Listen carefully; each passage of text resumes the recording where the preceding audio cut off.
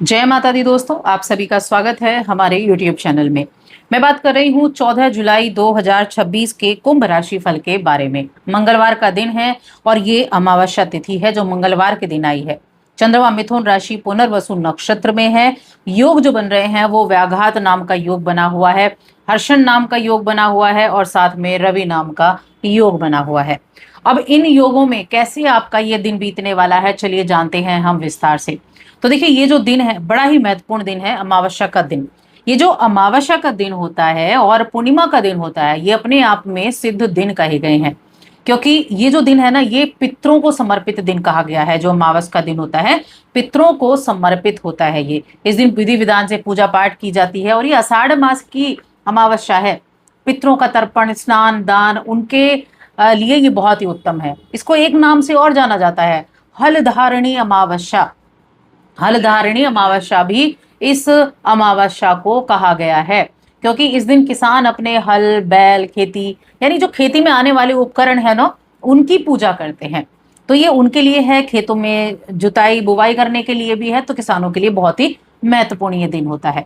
अब ये दिन आपके लिए कैसा रहेगा, आपकी राशि इस दिन क्या कहती है, क्या चीजें अच्छी रहेंगी, किन चीजों में सावधानी रखनी है और क्या आप इस दिन कर सकते हैं, चलिए विस्तार से जान लेते हैं। तो सबसे पहले मैं हेल्थ की बात करने वाली हूँ। हेल्थ के मामले में देखा जाए तो आपके लिए मिला जुला समय रहेगा हेल्थ के मामले में, यानी बहुत बड़ा ऐसा कोई हेल्थ इशू नहीं है। जो अगर था भी तो उसमें भी आपको राहत देखने को मिलेगी। बाकी ये जो दिन है ना, इस दिन आप अपने शौक को पूरा करने के लिए मेहनत करने वाले हैं। आप अपना जो ध्यान है ना, ऐसे कामों में लगाने वाले हैं जो आपको पसंद हैं, और उन कामों में आपको मन लगाने में बड़ा मजा आने वाला है। क्योंकि देखिए, जब इंसान की मनपसंद चीजें चल रही होती है ना, तो उसको उन सभी कार्यों को करने में बड़ा मजा आता है। तो बिना विचार किए आपको ऐसे कार्य जरूर करने चाहिए, क्योंकि ये आपको मोटिवेट करते हैं, ये आपके अंदर एक जोश, एक एनर्जी लेकर आते हैं।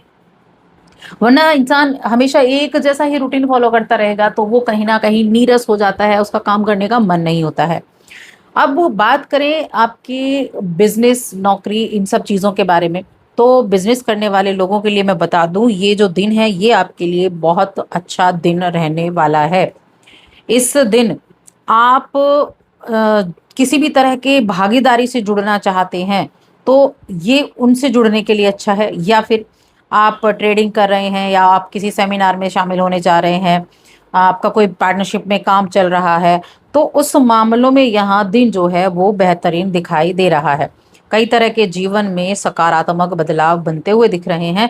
अपने दोस्तों, परिवार के सदस्य, उन सभी के साथ अच्छे रिलेशंस आप बनाकर चलेंगे, जो आपकी जो आपकी सोच को भी पॉजिटिव करेगा।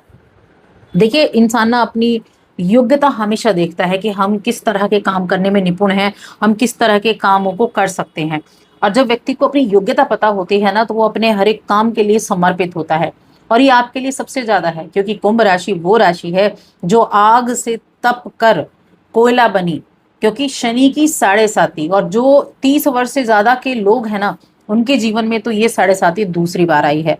तो उनके जीवन में तो उन्होंने हर एक दुख को दूर करके चीजों को अपने अनुरूप करने की कोशिश जो सीखी है, जो अपनी योग्यता को पहचाना है, जो जिन लोगों की जॉब चली गई उन्होंने अपने हुनर को पहचाना है। बहुत सारी चीजें आपने सोची हैं कि आप सिर्फ जॉब ही नहीं, आप कुछ एक्स्ट्रा अलग से भी कोई काम कर सकते हैं।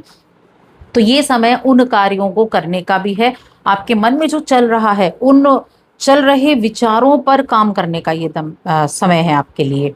एक चीज ध्यान रखनी है कि जो भी नौकरी कर रहे हैं, जो बिजनेस कर रहे हैं, उनके लिए मैं कहने वाली हूँ कि कोई विपक्षी आपकी छवि बिगाड़ने के लिए तैयार रह सकता है। तो ध्यान रखें, अपने व्यवहार को थोड़ा सा सावधानी पूर्वक अपने व्यवहार पर ध्यान दें, कि कोई आपकी बातों का कोई गलत फायदा ना उठा ले, कोई आपके विचारों का गलत फायदा ना उठा ले, आपसे कोई व्यक्ति ऐसे काम ना करा ले कि आप बाद में पछताएं उन चीज़ों के लिए।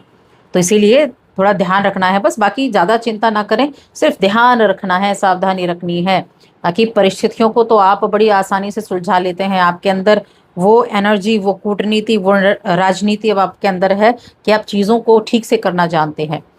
हाँ, थोड़ा ऐसा रह सकता है कि पारिवारिक स्थिति को लेकर थोड़ा आप चिंतित चल रहे हो, तो इस चिंता को दूर करेंगे। फुर्सत के क्षणों में अपने कुछ चीज़ों को मैनेज करने का काम करेंगे।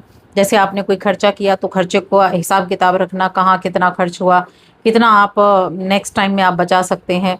और थोड़ा सा गैर ज़रूरी जो खरीदारियां हैं उनको भी आपको बंद करने के बारे में सोचना होगा। देखिए, हमेशा ऐसा नहीं है कि जो ज़रूरी चीज़ें नहीं है आप उनको ना करो, जो ज़रूरी चीज़ें हैं वो आप खरीदो। उनके लिए आप पैसे किस लिए कमा रहे हैं? अपनी इच्छाओं को पूरा करने के लिए। लेकिन साथ ही आपको बचत की तरफ ध्यान देना है और ऐसी बिना वजह की चीज़ों को आपको अवॉइड करना होगा।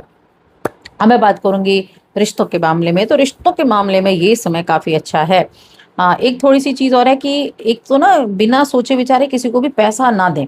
आप पैसा बहुत जल्दी दे देते हैं, दूसरों पर विश्वास बहुत जल्दी कर लेते हैं। कोई काम आपने शुरू किया, उस काम को शुरू आपने किया लेकिन उसका क्रेडिट कोई और ले गया, तो इसका थोड़ा सा ध्यान रखें आप। बाकी प्रेम जीवन के मामले में ये समय बहुत अच्छा है। ये ऐसा समय है जब आप कहेंगे कि हाँ, प्रेम जीवन इससे बेहतर तो हो ही नहीं सकता।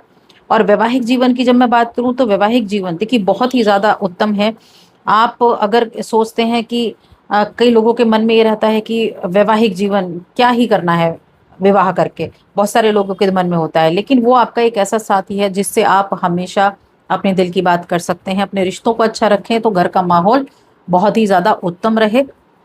और इस दौरान कोई जो सिंगल जातक है उनका प्रेम संबंध भी शुरू हो सकता है। आप किसी खास डेटिंग पर जा सकते हैं। उनको प्रभावित करने के लिए आप थोड़ा सा अपने अंदर चेंजेस ला सकते हैं, कुछ नया करने का काम कर सकते हैं। कुछ चेंज करने का काम करें, लेकिन ऐसा ना हो कि दूसरा आपको कुछ और ही समझने लगे, बेवकूफ़ समझने लगे, ऐसा भी ना रखें। अपने आप को थोड़ा एक पॉजिटिव अपने आप को भी फील कराने के लिए आपको करना है। एक दूसरे के प्रति ईमानदार रहेंगे, खुलेपन से व्यवहार कर पाएंगे, तो ये बड़ा ही खास रह गया।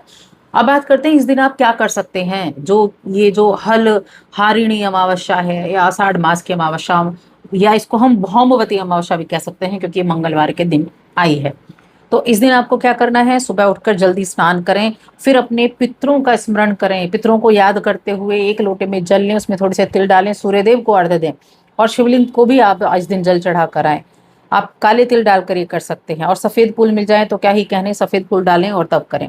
तो जब आप पितरों के नाम से इस चीज़ को करते हैं तो वो कहीं ना कहीं आपके लिए अच्छा रहता है। और अगर आपको लग रहा है कि हाँ, आपके ऊपर थोड़ा सा पितरों का ज़्यादा प्रभाव चल रहा है या आपको लग रहा है कि हाँ, पितरों को आपको प्रसन्न करना चाहिए, तो आप इसी दिन पितृ चालीसा का पाठ कर सकते हैं। बहुत ही शुभ माना जाता है। अगर घर में बीमारियां ज़्यादा चल रही हैं, संतान नहीं हो रही है, इस तरह की चीज़ें चल रही हैं, तो पितृ चालीसा का पाठ करना बहुत शुभ है। सुबह को ही आप जब आप पूजा पाठ करेंगे तब आप इस कार्य को कर लें। और कुछ एक व्यक्ति को दान जरूर दें। किसी भी ज़रूरतमंद व्यक्ति को दान कर सकते हैं, जो आपको ज़रूरतमंद लगे उसको आप दान करें। ये कार्य इस दिन करें, इस दिन का लाभ आप उठा सकते हैं। तो बस आज की इस वीडियो में इतना ही। वीडियो कैसी लगी हमें कमेंट करके जरूर बताएं। जय माता दी।